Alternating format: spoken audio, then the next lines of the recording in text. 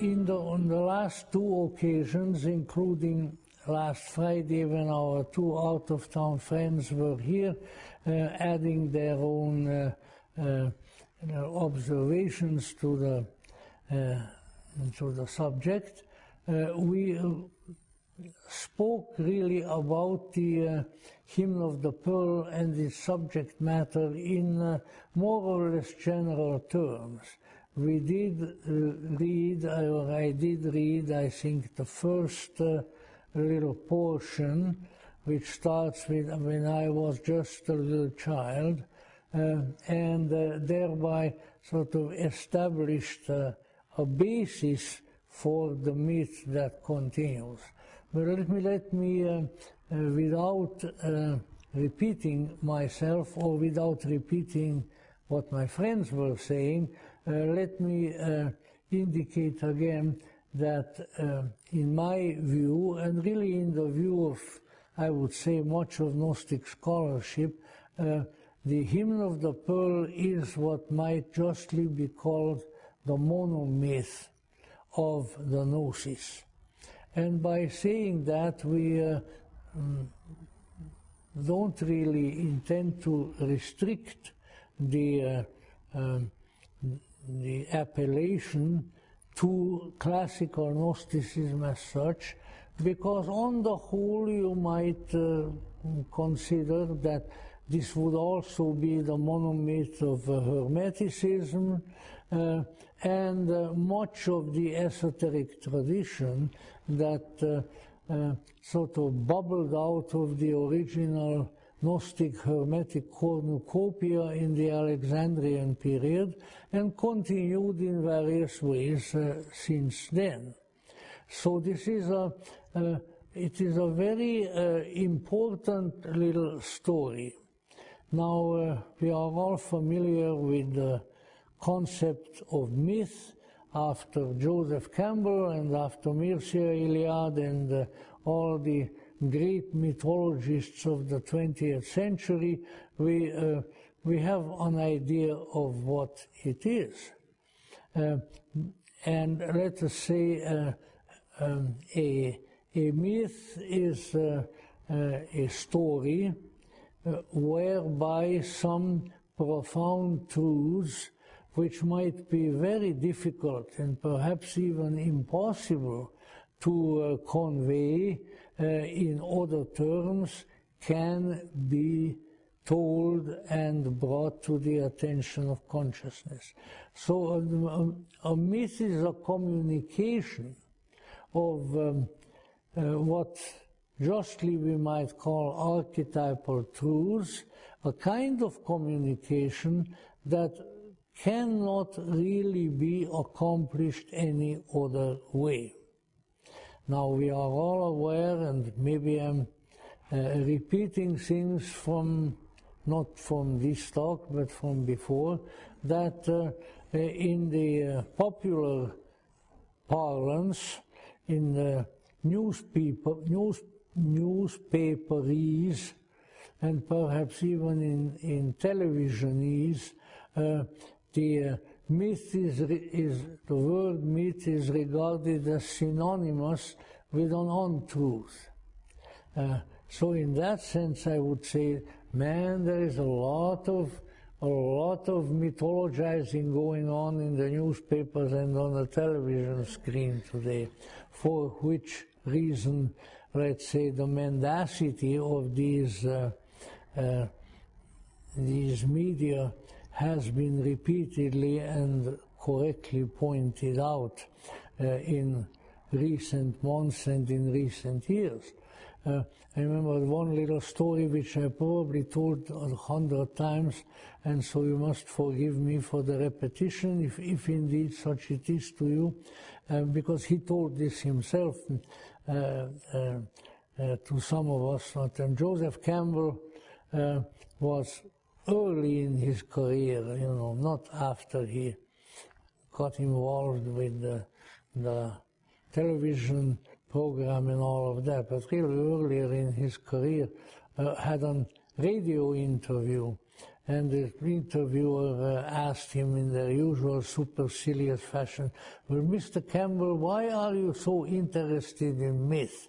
Everybody knows that a myth is a lie." And Campbell said, what can I respond to something like this? So let's say these misunderstandings still exist, but I think especially since the middle of the 20th century, we have received input from a good many very valuable, very highly accomplished scholars who have placed myth into an entirely different position in the workings of consciousness. And so I think that we can look upon just the term myth with considerable interest and perhaps even at times reverence. Now, a monomyth, mono meaning not just nucleosis, but monos meaning one, single in Greek, indicates that sometimes an entire worldview, an entire philosophy of life can be expressed and concentrated into one myth, so that one myth tells the whole story. Now, perhaps not in minute detail, but in just the necessary fashion. And so this mysterious tale, which according to the original description comes out of India, and out of the presence in the missionary activity in India of St. Thomas the Apostle, may be regarded as really the monomyth of the gnosis. Even though it's attributed to St. Thomas, there's hardly anything that would be discerned conceptually or verbally particularly Christian about it. It is very, very universal. It is the kind of thing that can be applied to hopefully everyone and anyone. If anything, it contains elements which are contrary to the theologies of various religions, including the official theology of the Christian religion and the Catholic theology which I studied, wherein it, for instance, to come right to the beginning there, wherein it is asserted by the theologians that every time a baby, well, not only when a baby is born, but when a baby is conceived, God creates a new soul for that baby. Now, to be a little bit facetious about it, considering the overpopulation of this particular world, that gives God a heck of a lot to do. I wouldn't want to be God to have to do that every day and, more importantly, every night. And so it is, I might as well throw in, although it's probably not a very great interest at this point, that this notion of the unique creation of every soul every time did not seem to have been present in the early Christian faith, as it is not present in many other faiths. But rather that it came to be formulated largely under the influence of St. Augustine, I heard somewhere that you can tell a Protestant and a Catholic from each other as to how they pronounce this name. The Catholics pronounce it Augustine. The Protestants pronounce it Augustine. And so this unique revelation nearly floored me, and I still can't figure out why that different pronunciation exists, but that's probably not of very great interest to us right now. But let's say the influence of Augustine has been immense, and he came up with all kinds of things that were not really previously present or not prominently present in Christian theology, and this unique creation of every soul at the time of conception is one of them. And it is of some topical interest to us. Why? Because of the controversy over abortion. Aristotle, whom St. Thomas Aquinas followed rather than following Augustine, still said that the soul comes into the body of the infant when the infant takes his first breath, because spiritus in Latin means breath, like aspiring, perspiring, and so forth. But anyway, that's how it developed subsequently. So here's the great difference of the story right at the very beginning is that when I was just a little child in a different world with a very powerful and very beautiful father and mother, and even with a brother who is sometimes referred to as the viceroy and so forth. I was there from the beginning. And then comes the story as to how the child came down to earth. But the child was not created at the time of the conception of a physical body in earth. It was there to begin with, and then was impelled, asked nicely by the superiors, by the parents, to undertake a mission and come to earth. And so right at the very beginning, we have this really very, very important difference, which is not, once again, it's not just a theological foible, but it has, I think, very, very important and noticeable consequences. Now, children, small children, infants already, have a consciousness. It's a consciousness that's different from ours. And it's different primarily in its lack of specificity and precision, but in its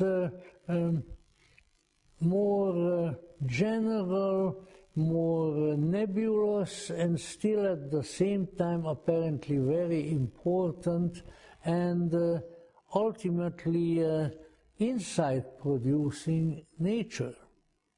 Now, we all have some little memories of our babyhood or small childhood. Certainly I do, but then I was an only child and hanging around in a great big garden that was full of spirits and reptiles. Nice reptiles, not the kind that bite you, and so forth. The thing is, I have some memories of that. And it certainly wasn't an unpleasant state of consciousness, but it is different from ordinary consciousness. Little children see things, feel things, intuit things, think things that adults don't. And why is that? Well, our myth would say it is because they come from a different consciousness. You might even call it a different place if that were not too concrete a statement. But you know, as you know, in Sanskrit there is a word called loka, which means a place, but it also means a state of consciousness. And so that's modern psychologists try to delve into that. There was a man who many of you probably heard because he also became a kind of a belated star on the new age horizon, Wilhelm Reich, who was a personal student of Sigmund Freud, and quite an interesting guy, if we want to apply that term to him. Wilhelm Reich was one of the first, but certainly not the only one, who started developing psychological theories about the consciousness of the embryo before birth. Wilhelm Reich postulated that a little baby in the womb, I don't know how early, I'm not a Reichian, but does see and hear and experience all kinds of things. It lives in a kind of an interesting little world of its own, from which I would say probably quite reluctantly it emerges at the time of birth. At least on my part it was accompanied by great reluctance. But let's say, and the various other people picked that up. A man whom I feel much closer to, Stanislav Grof, the Czech psychiatrist, an LSD researcher and really fabulous man, he also tuned into this idea of the prenatal consciousness and even the desire, which was already Reich's too, that we really all want to go back there. Now, I find that a little bit difficult, to a dark container where you swim around in a fluid, nothing much going on. Why in the heck would you want to go back there? But let's say there are valid psychological and physiological reasons why that may be postulated. Now, if so, that is, let's say, the physical analogy of what the very first verse of the Hymn of the Pearl. Living in an entirely different environment, an entirely different mindset, there already is some consciousness, but very different. So and I don't mean to say that we can explain the Hymn of the Pearl in terms of prenatal states. No, that would be reductionism, and I would certainly not go along with that. But certain patterns repeat themselves in birth and in life and in death. And that is probably one pattern. So let's say this exists. And then what happens? Obviously this nice, comfortable consciousness, which in the Hymn of the Pearl is described as being in the father's and the mother's home and having all these wonderful experiences there, that diminishes. By the time we are dealing with ourselves and each other here in this world, it's very, very different. And many infants and many children are not very happy. I think the Lord Buddha is credited with the saying in one of the sutras that the child is wise, because it cries when it comes into this world. It looks and says, oh no, not this place, ay, vey. The only Jewish children say that on the, so there is a diminishment. And then that diminishment reaches a sort of the lowest point, wherein consciousness is really enmeshed in the events of the outer world, where it becomes more and more, as C.G. Jung would call it, extroverted, and we become swallowed up by an external reality and increasingly lose contact with the internal reality.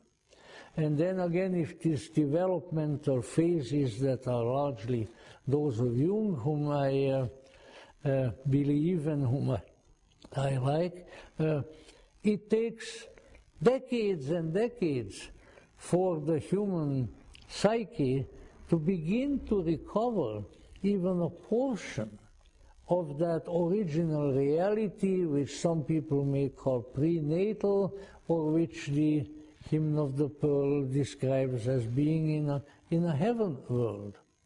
So we spend, maybe not entirely the first half, but sort of the first half of our lives coming out of the mystery into the not so mysterious external world, and then the other half we spend trying to recover some of that, and this is what C.G. Jung calls individuation.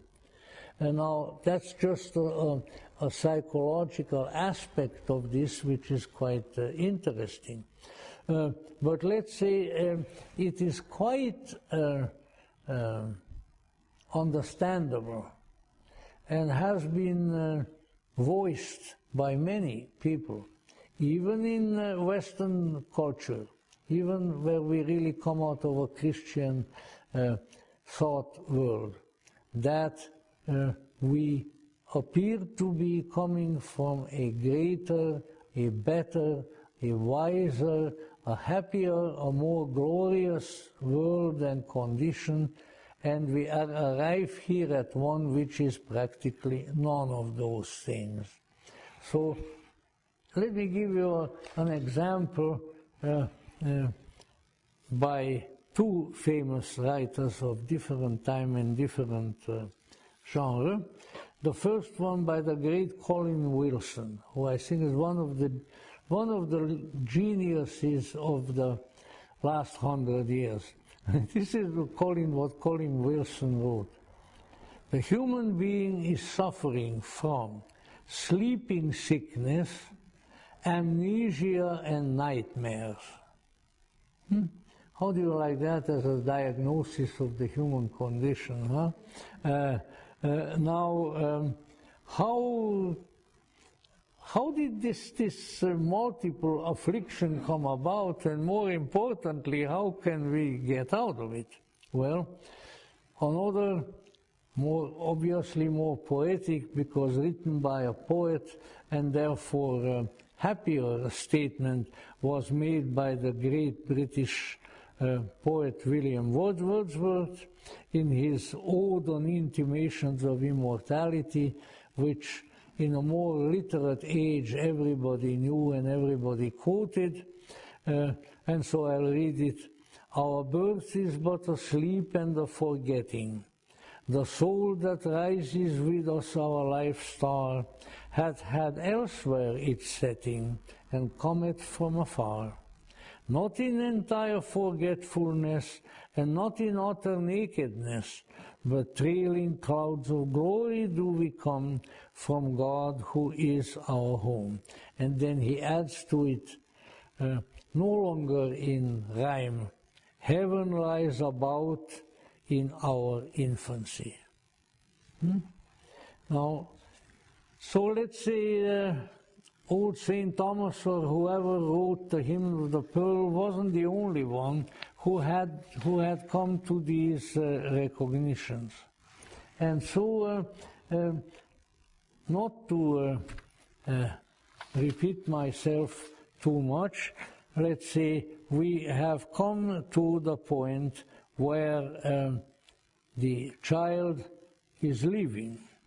And not only that, but there are little details there which are easy to miss. And one of them is that the child is living with provisions, with wealth. the task is to find the treasure, the pearl, but he is going with valuables. And from the wealth of our treasury, they, namely his parents, had already bound for me a load. Great it was, but so light that I could carry it alone. And then he uses various metaphors that would have been meaningful back at that time. Gold from Beth Eli, and silver from great Gazak, and chalcedonies of India, and opals of the realm of Kushan, and they guided me, pardon me, I can't read my own writing, they girded me with adamant, which can crush iron. It's interesting that the majority of the treasures that are recounted are, well, jewels, treasures, kind of stuff that we would like to put into our jewelry. But then the last one is being girded with adamant, which is a defense. It is a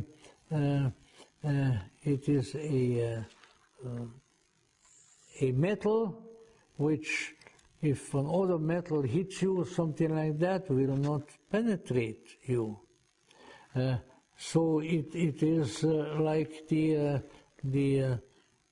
metal garment, to put it in those words, of a knight in the Middle Ages, or for that matter, much of the armor of a samurai knight, which is really very interesting on the two ends of the world. This always fascinated me. In Europe and in Japan, they developed an almost identical mythos and activity and an age of knighthood. You know, we think about, the Grail and the knightly mythos, but there are the samurais, most interesting looking fellows in their garb. I mean, it's really, really marvelous. In the two parts of the world, this developed. And so, what is signified, let us say? Well, we already talked about it, that we don't come down in, if you want to use the up and down metaphor, we don't come down or we don't come out into the outer world without resources. Resources that can defend us, like the adamantine armor, or treasures that we can use. So while a little baby looks like a very poor little thing, can't do much for itself, has to be fed, it feels lonely, wakes up at times of the night when his parents would like to sleep, and so on and so forth, but it's not without resources. Not without resources. It will grow into a full human, hopefully with an active consciousness and powers of an unusual nature. But of course the diminishment element, which we mentioned before, is also there. In other words, yes, some valuable resources are given to the child, but some of these are also then taken away. You know the old saying, I'm sure that this is racist beyond all belief, but you know what? I couldn't care less. It really isn't, because it's just an old saying, an old metaphor part of it. That is, the Lord giveth, the Lord taketh away. The Lord is an Indian giver, because no laughter, so I will go on. But in any way, we are given, but then it's also taken away from us. You know what? That's a pattern that continues in life. I don't want to think about it, but we all can think about a lot of things that were given to us in this life, and then they were taken away from us. It's not a very happy thought for the most part. In fact, I think we can reasonably call it unfair. In any event, so here is when they take things away from him. They come to a particular barrier, and they took from me my bright robe. And this is, of course, a very important symbol throughout the story. The bright robe which in their love they had wrought for me, and the purple mantle which was woven to the measure of my stature. Now, to go into too much detail is not really necessary, but let's say, this is very much geared to the Greco-Roman attire, because there is a basic robe or for working, and so a tunic, which is short, but then there is the toga, which is big and which shows the stature, the standing of the individual in the community. So here both are taken away from him. So it looks to me like the poor guy is really left rather unclad. And then also statements made that the mantle, the toga, which is the robe of glory, the toga is exactly made to his measurement, being exactly form-fitting. So, what is that? A replica of his body. What in German is called the doppelganger, a spirit. Perispirit, I think, was also called, a spirit that is attached to the person, but that also goes into obscuration at a certain points in our lives. So,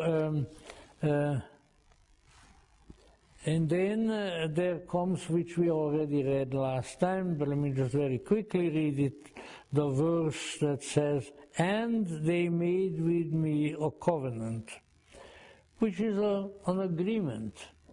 The new covenant, the old covenant, which is an agreement. "And wrote it in my heart that I might not forget. If thou go down to Egypt and bring the one pearl which is in the midst of the sea, in the abode of the loudly snorting serpent," where it is different translations are, but they're all really funny. "Thou shalt put on again thy splendid robe, and thy mantle, the toga which is laid over it." So the loss of these garments is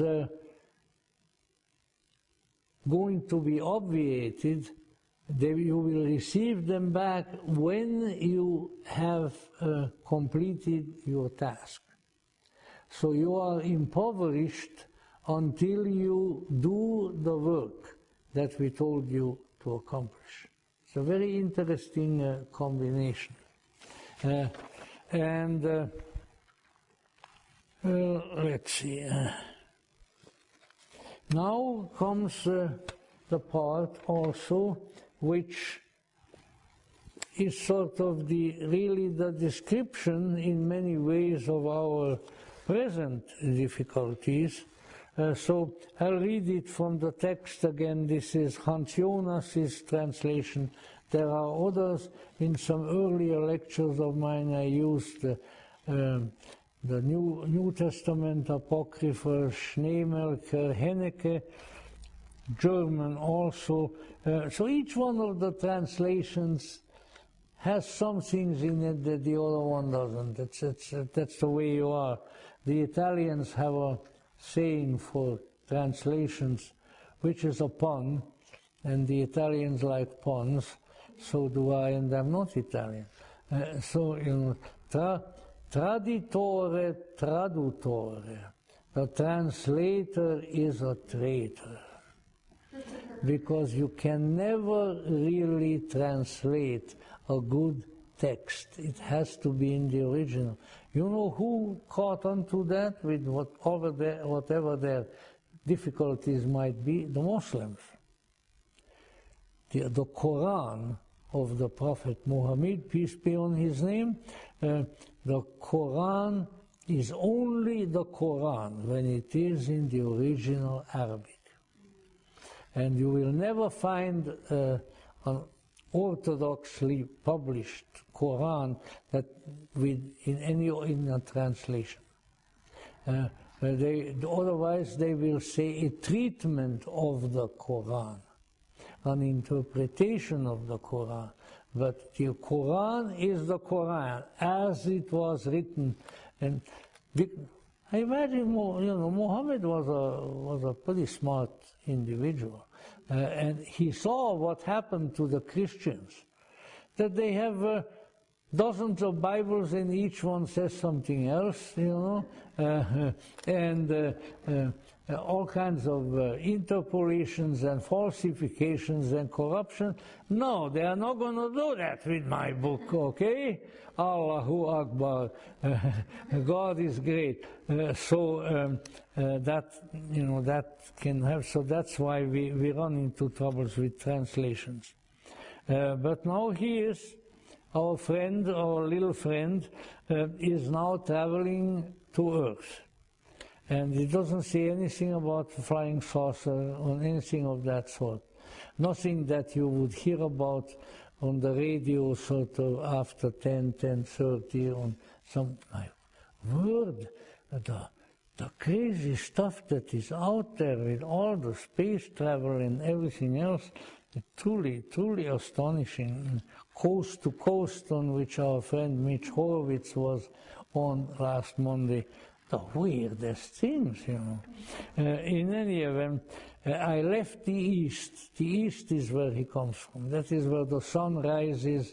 The East is always the world of the spirit.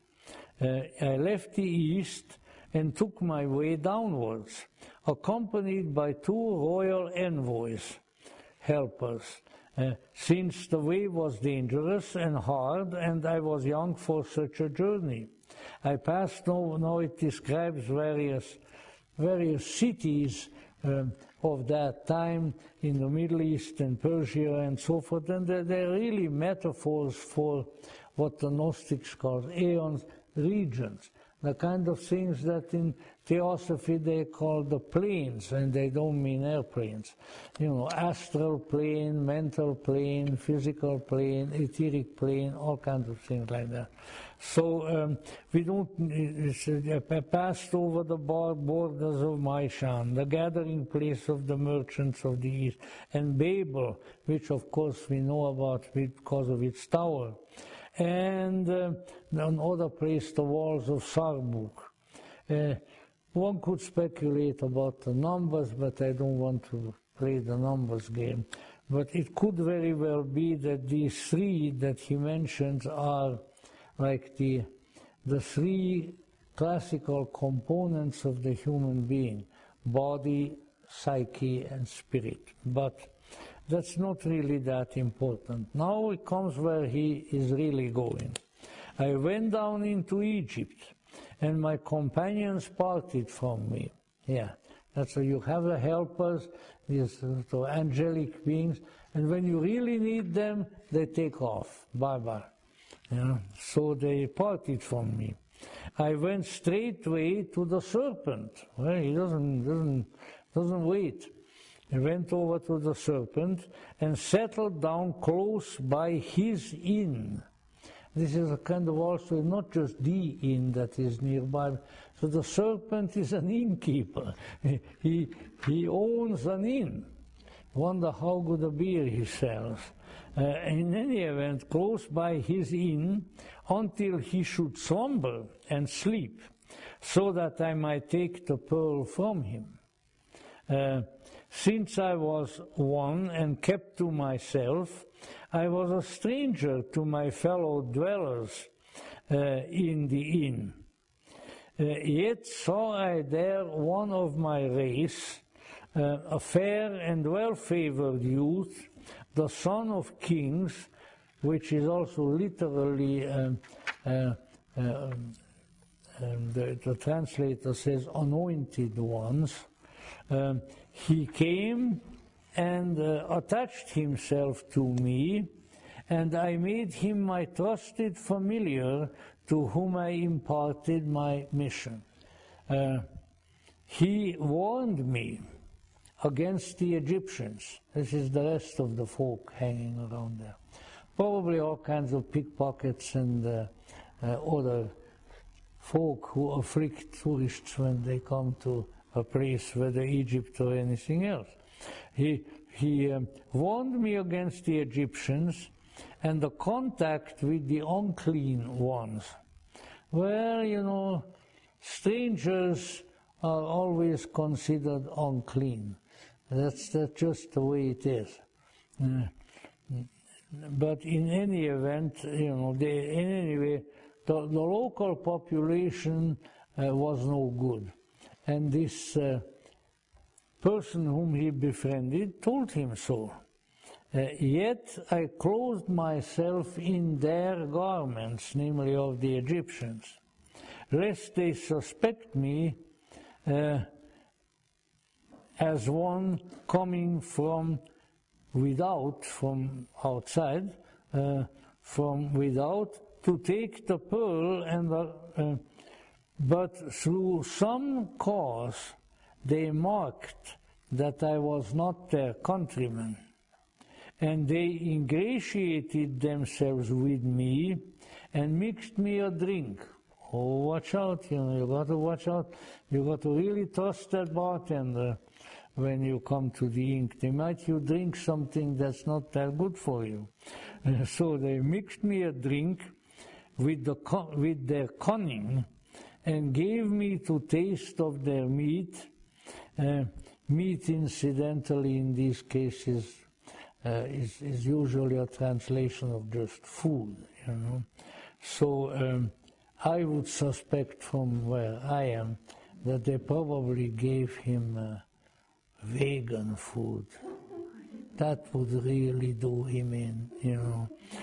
It would do me in. So anyway, they gave him their meat, and I forgot that I was a king's son and served their king. I forgot the pearl for which my parents had sent me. Through the heaviness of their nourishment, I sank into a deep slumber. So now we have the lowest portion of the journey.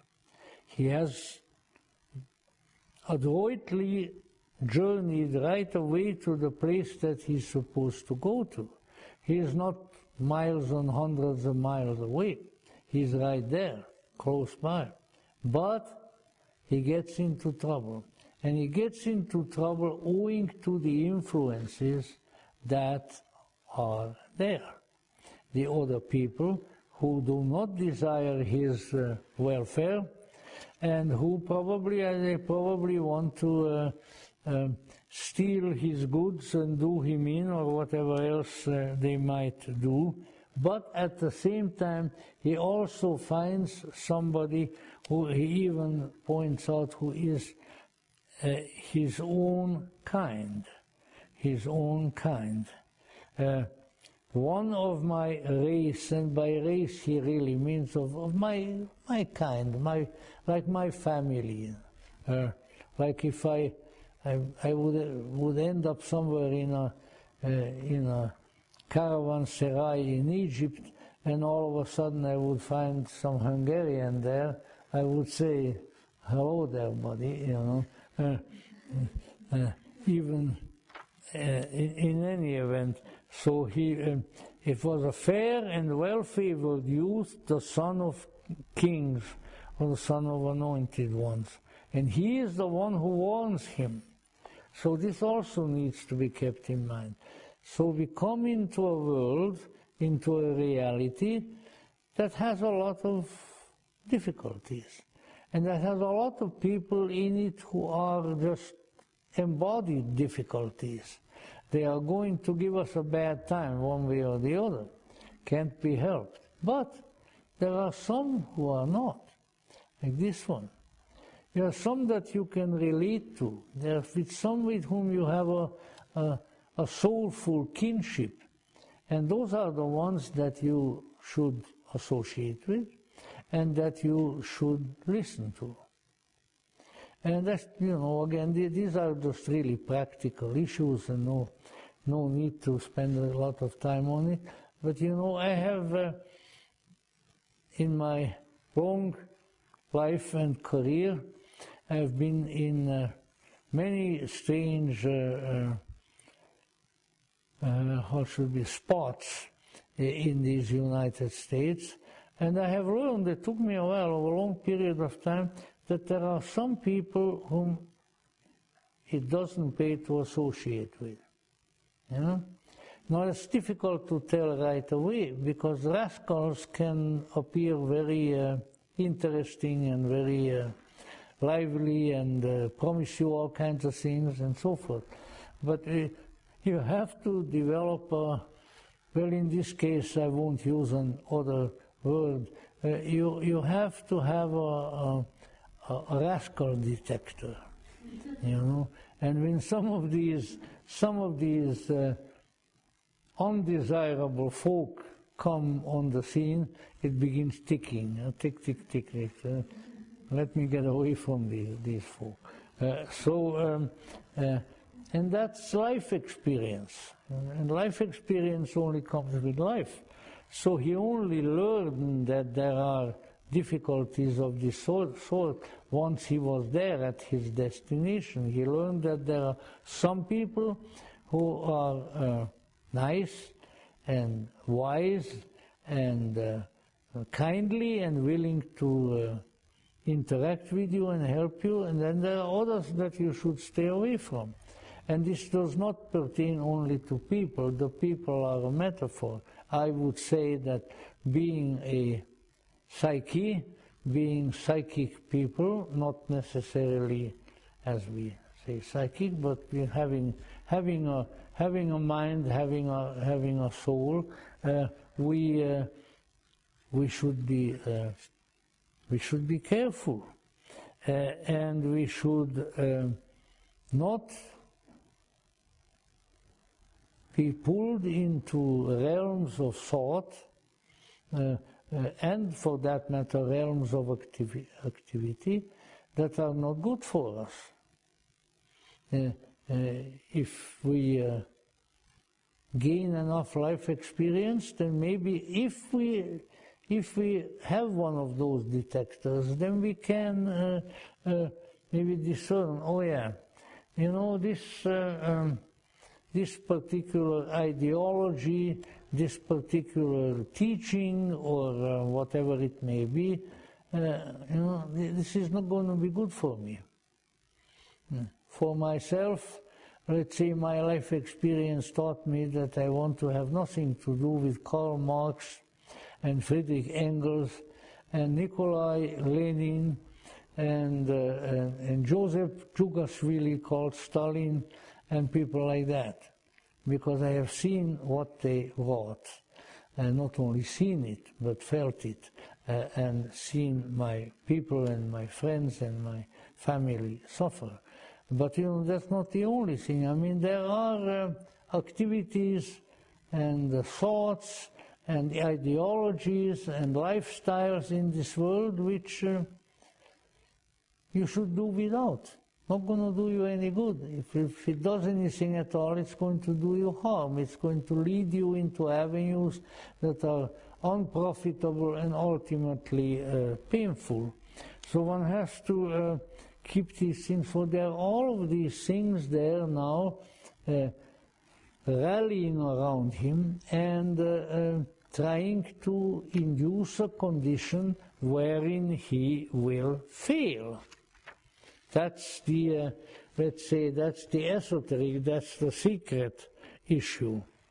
And so, well, they almost make him fail, because as the end of that chapter, of that paragraph says, I forgot the pearl, for which my parents had sent me. Because with their cunning they gave me of their food, and I forgot who I was. The great amnesia. That is why we are so anxious to acquire what ultimately turn out to be false identities, you know. It's very important. You are not what the world tells you that you are. You are not a butcher, a baker, or candlestick maker. Those are things that you may do. And let me tell you, you know, I was not always a professor and all of that. I've done all kinds of jobs, anything when I came to this country for quite a number of years. Why? Because I felt that I had to eat, and I felt that I had to have a roof over my head. And you know what? I haven't been so happy for years and years and years as when I had my own little apartment in Hollywood. Hallelujah, Jesus. You know, and so forth. So I know that is good. We should do what we can, but we should not identify necessarily with what we do. We do things because it's expedient for us to do them. But our identity is something else. You can just start with that. You know, I don't know, maybe you're washing dishes somewhere or whatever the case may be. But back in your hobbit hole, wherever it happens to be, there is your chair, and there is a lamp, and there is a good book. And then you put everything that you have been doing, you put the dirty dishes or the dishes that you are doing away, and now you are reading something good, something that is valuable, something that you enjoy, and something that does something for your soul, even as you try to do something for your livelihood. And these things are not the same, but they need to be kept in mind. So the poor fellow has been subject to an amnesia. Now he forgot why he is here, and he sinks into a deep slumber. And this is probably what Colin Wilson calls that we have nightmares and we have amnesia, and we what was the other one? He was sleepwalker, I think. So these are the things that happen to us. But we obviously, if we are going to recover our original spiritual stature and so forth, then we cannot let that happen. Now, this is where you might say we need help. And the nature of that help is already implicit at the very beginning of the story. Why? Because it says that they gave him treasures. They implanted something into his nature. So when he came down and out into the dark land, he had something in him. And this something is like I don't want to become too technological here, but like a radio station or something like that, something that responds to our origins. And we all have that. Now, we don't all use it, and none of us use it all the time. But we have it, and we ought to be using it perhaps more than we are. Because we have a center of responsiveness, that which responds to something higher, that which responds to our origins, to where we came from, and the consciousness from which we have emanated. And this, I would venture to suggest that this is what St. Paul the Apostle, who was quite a Gnostic himself. After all, Elaine Pagels wrote one of her first books I think it was probably her master's thesis, the Gnostic Paul, long before she wrote the Gnostic Gospels. You know, so St. Paul says, "The Christ in you, your hope of glory." So he likens this indwelling deific center of responsiveness to the anointed, the Christos. You know, even as here he meets somebody who is an anointed one. He said, you have that within you. If you listen to it, it will lead you to good things. And that is the important thing. And so how is that symbolized in the story? It is symbolized by this statement, I think. All this that befell me, my parents marked. In other words, the beings, the Heavenly Father and the Heavenly Mother who sent him down here didn't break off relations with him. They knew what was going on. And they marked this, they noted this, and they were grieved for me. It was proclaimed in our kingdom that all should come to our gates. So this misfortune of him having become amnesiac was the cause of a whole big development in the higher world. And the kings and the grandees of Parthia and the nobles of the East wove a plan that I must not be forsaken in Egypt. And they wrote a letter to me, and each of the great ones signed it with his name. Now here again I think we have more than a metaphor. You see, as I am sure it has appeared at various times in some fashion to you in the course of your life.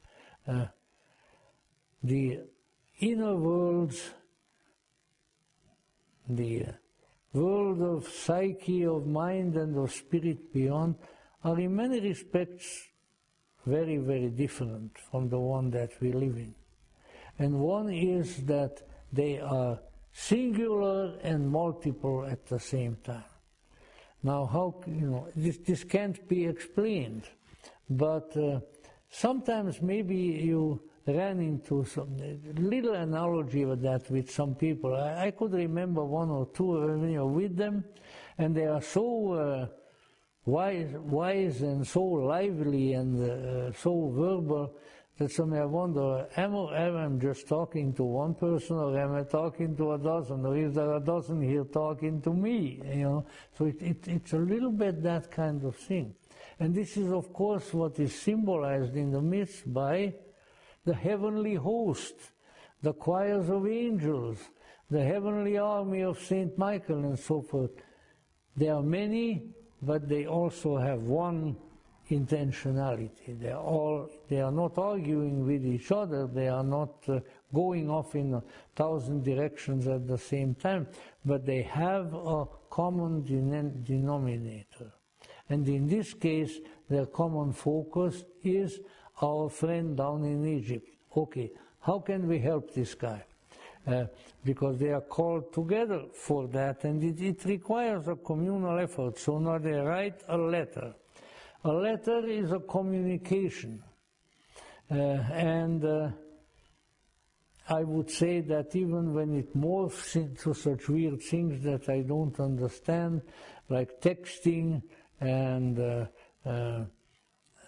what is it that we, a letter-like thing that we send through the computer. No, I can't even think of the name of it. Yeah, all of these things, communication. Now, I prefer a letter, and if I could, I'd write it with a fountain pen. I have even written in my childhood letters with a quill that comes out of the goose, and you sharpen it, and then you dip it into an inkwell.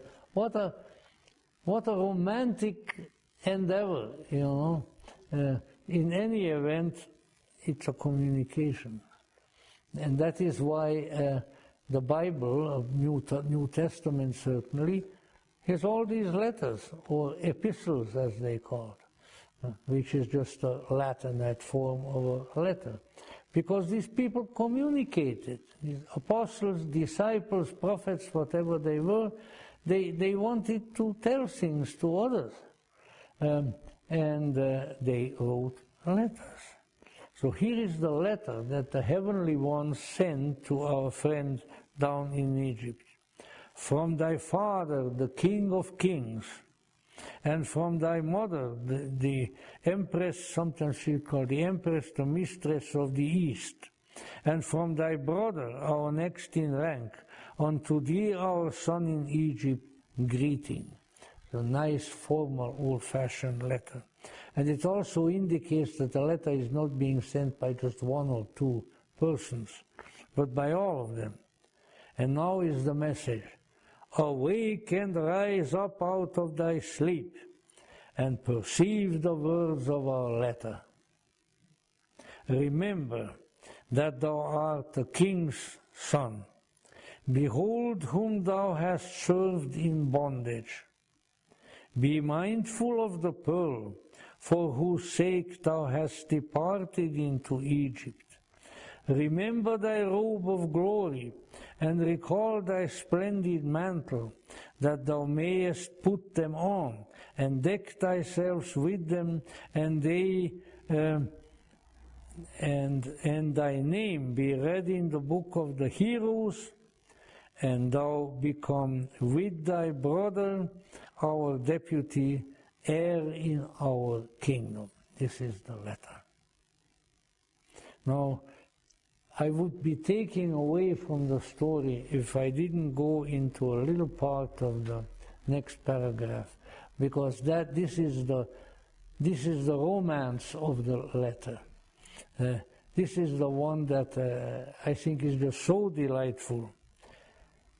Like a messenger was the letter that the king had sealed with his right hand against the evil ones, the children of Babel and the rebellious demons of Sarbuk. So you see, they are aware of evil spirits too. The letter, it rose up in the form of an eagle, the king of all winged fowl, and flew until it alighted beside me, and now became holy speech. So the letter that turns into the eagle. And of course we need to keep in mind that in the ancient world, Greco-Roman and in part Egyptian mythos, the birds are very closely related to the gods and to the goddesses, and they are the messengers of the gods. And Jupiter's messenger is an eagle. And the ancients, clear down to the Romans, who were very practical people. You know. The Romans were merchants and soldiers. But of course among them there were some pretty smart cookies who were able to look beyond that also. And they divined with the flight of birds. And I always thought, you know, I like birds, and I like to watch them if they're around, but I never could find, let's say, any divinatory meaning in the bird until some years ago we were in Rome. And right near the main railroad station, we looked up in the sky, and the sky was full of birds. Well, that in itself would maybe not be so unusual. But the birds were flying in the most astonishing geometric patterns.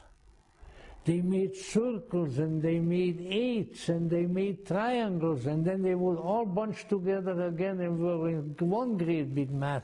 And I said, aha, that's what the augurs, the diviners from the flights of birds, saw. And there you with these, and there you can discern meaning. So here is the bird who is the letter. He is the bird. This eagle is the message, but he also looks like the eagle. And if you if you read, as you should, and I'm sure you have before, and maybe by now it's been too long ago, you should read the great myth maker of the 20th and 21st century, John Ronald Reuel Tolkien. And you see the great importance that the eagles carry there right up to the end. They are the proclaimers of the re-establishment of the kingdom. In that sense, they are the messengers of salvation. And before that, of course, they have done already all kinds of great and miraculous things.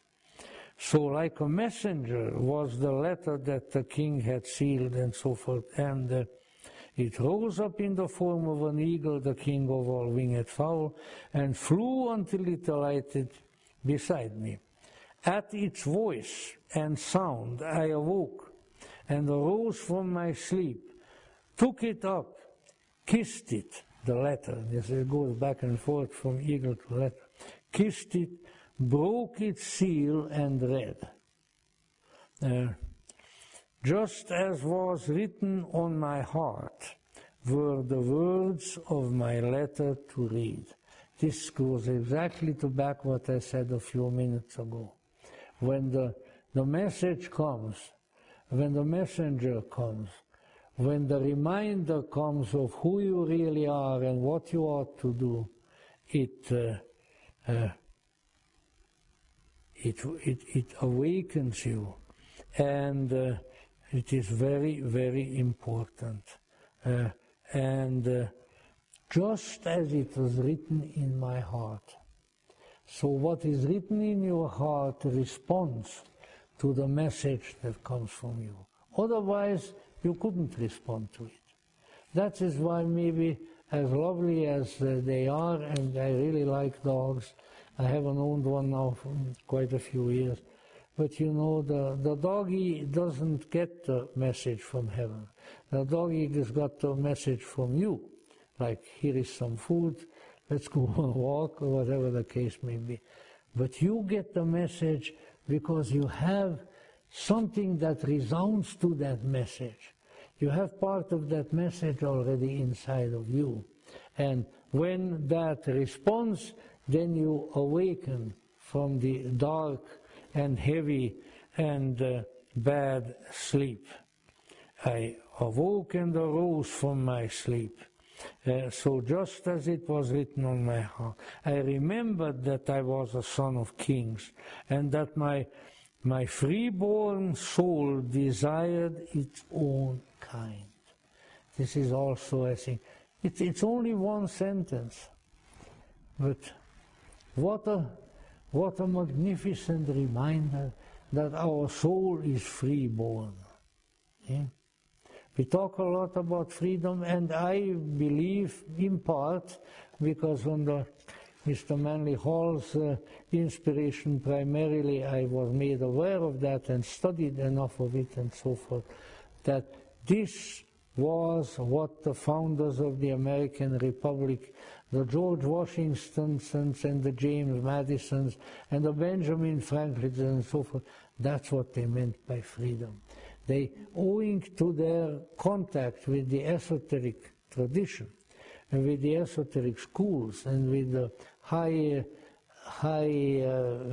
understanding, for instance, of Freemasonry, they knew that we have something in us that can respond to something great, something marvelous, something tremendous, and that moreover, by responding to that tremendous mission, of which we are reminded in the letter, we might be able to fulfill the task for which we have come here. Oh, people are forever talking, oh, what's the meaning of life? What is the meaning of my life? Why am I here? Have I come really to Hollywood to become a movie star? And how come I have not become a movie star? You know, I like to watch movies, and I knew a lot of people who worked for the studios, but I didn't want to be part of that. Thank you very much. You know, but let's say, you know, why is all this? Am I supposed to be rich? Am I supposed to do this, that, and the other thing, you know? Well, you don't know.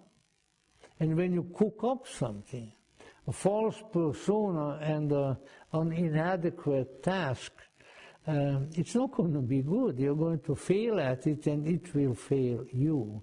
But when you reconnect that part of the message that is already inside of you, you reconnect that with the letter that is coming you, the reminder from above, then you cannot fail. Then you will accomplish the purpose. And moreover, you will recover your own original condition. For the first time, perhaps in thousands of years, you will have become once again yourself, your real self, that and who you really are. And the one whom you have been looking for, the one perhaps that others have been looking for in you, but because of your difficulties and your obtuseness and your neurosis, they didn't find it in you. But now it is found. Now it is found. And it finds greater treasure. Perhaps the pearl is really already found at that point, but the two are connected. This is the fulfillment of life. This is the reaching the objective of the journey. This is why we are here. This is why we exist. And this is the great and marvelous and joyous and loving goal that with our effort and with the help of the great ones in heaven, we shall indeed accomplish. And I thank you very much for the evening.